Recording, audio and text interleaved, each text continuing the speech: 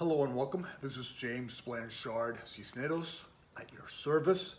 Today I'll be reading the August 5th daily inspirational message, the condensed version. It's 2 paragraphs long. Then I'll center myself, say a little prayer, and then make a few comments in the message. And if you find the messages of use, please be so kind as to like the video. Thank you for that. Here we go, the title. No longer allowing the ego to reign unencumbered. Paragraph 1. Today, let us pull out illusionary weeds that never belong growing on our souls. As much as the ego has programmed us to believe otherwise, negative thoughts are not a real part of our eternal, loving essence and nature. Negative thinking has been programmed into us and learned. Thus, negative thinking can be deprogrammed and unlearned. It is a foreign and false mindset that we have bought into as ours and true. This negative mindset can only continue to exist and grow with our support through the time, focus, and energy that we dedicate to it. Regardless of what negative thoughts you have of yourself or others, such thoughts can only continue to thrive in your life with your permission. Thus, the negative mindset existence does not depend on anything or anyone out there, but on you and your decision to support it or not. Paragraph 2. Today, practice paying close attention to the thoughts that you are entertaining. Keep asking yourself if these thoughts are or are not supporting the life you want. It is only you who can think the thoughts you think. The thoughts you think shape and color your experiences.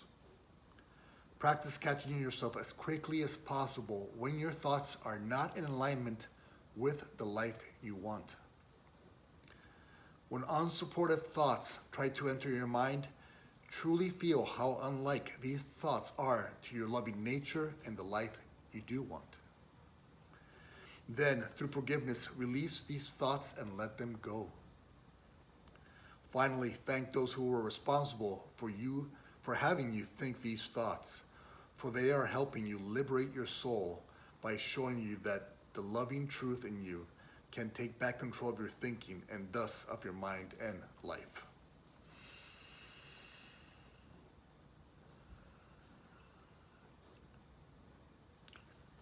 All right. No longer allowing the ego to reign unencumbered. Okay, today I'm going to make 5 points, as usual. And that I trust will assist both of us in the implementation of today's daily inspiration. Point number 1. Today, let us practice recognizing when we're thinking thoughts that are out of alignment with who in truth we are. We are the love that God is. And so the truth in us is this love and all of love's expressions, such as compassion, kindness, joy, generosity, peace, healing, hope, mercy, grace. All that is who in truth we are. But today we're going to practice recognizing when the ego is playing its little game and we're paying attention to its past programming instead of who in truth we are. So any negative thought, any unloving thought, anxious thought, judgmental thought, fear-based thought, frustration, anger, sadness, hatred, revenge, any of those thoughts, we're just going to practice catching ourselves when we're thinking those thoughts. That's point number 1. Practice catching yourself when you are out of alignment with the truth in you, which is love. Point number 2. Don't punish yourself for being out of alignment with who in truth you are. Okay? That's what the ego wants. The ego wants you to play its little game, use its tools, judgment-centric, fear-based tools, and then punish yourself for that. We've all done that 100 times before. Let us stop that little game and not punish ourselves any longer. Let us simply, we recognize it, and we come back to center. And so let us remember this here has just been programmed. And we don't have to punish ourselves for that. We just have to recognize and come back to center. We just have to unlearn what we have learned. That's point number 2. Don't punish yourself when you're out of alignment with the truth in you. Point number 3. We deprogram ourselves. We unlearn what we have learned from the ego's tools and mindset by making the conscious choice when we find ourselves aligned with the ego's mindset, with judgment, with anger, with resentment, hate, jealousy, guilt, shame. Okay, we catch ourselves there, then we make a conscious decision not to punish ourselves, like in point number 2, and then not to dedicate our time, focus, and energy to making the darkness darker, to supporting the dream as real. Because if we support the dream as real, the ego's mindset is real, its delusional mindset as real, then it just appears to be real. But it's never real, because God is love in all, and therefore the ego's mindset, which is in opposition to love, must be nothing.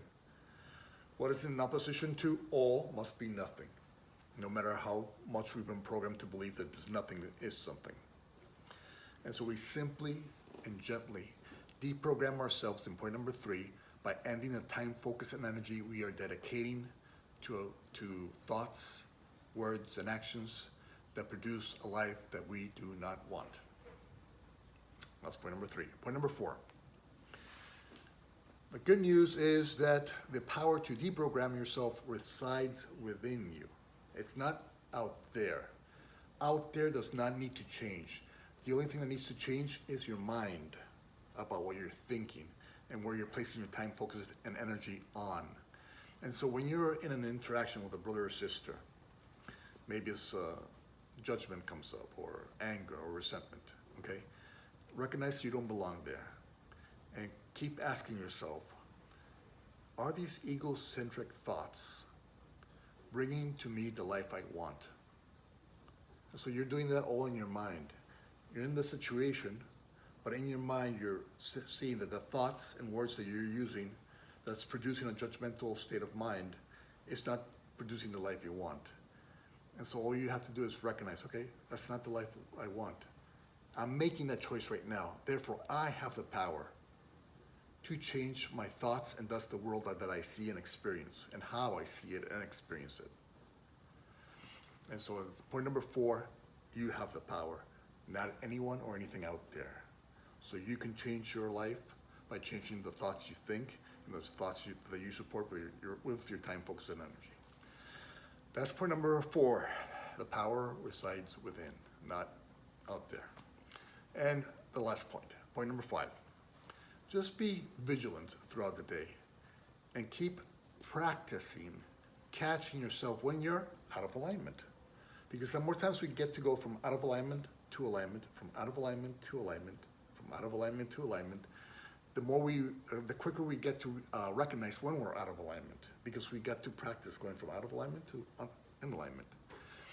And so, because of this practice, we're spending less time in the delusion and more time aligning with our true nature, which is love, and becoming the love that we came to this world to be in each situation and interaction. And so we get out of alignment by forgiving our misperceptions, forgiving our brothers and sisters, and then being thankful to them that they have provided the opportunity for us to practice letting go of what we no longer want, letting go of the thoughts, words, and actions that are not producing the life we want, ending our time, focus, and energy on that, and bringing it back to center. Bringing it back to, instead of judgment and condemnation and anger and resentment and revenge, come back to center. And you offer forgiveness and compassion and understanding and mercy and grace, which brings to you peace of mind and joy and hope and healing. All right, so that's point number 5. Be vigilant throughout the day. Practice catching yourself when you're out of alignment. Forgive yourself and others. Release that. Let it go. Come back to center, and then be thankful to your brothers and sisters for the opportunity to practice remembering who in truth you are. And so you solidify your foundation, which is the love that God is and that He created us to be, all of us to be. Thank you so much for your time. I love you very much. And if you can be so kind as to like the video, that would be helpful. And God willing, we'll see each other tomorrow. Peace.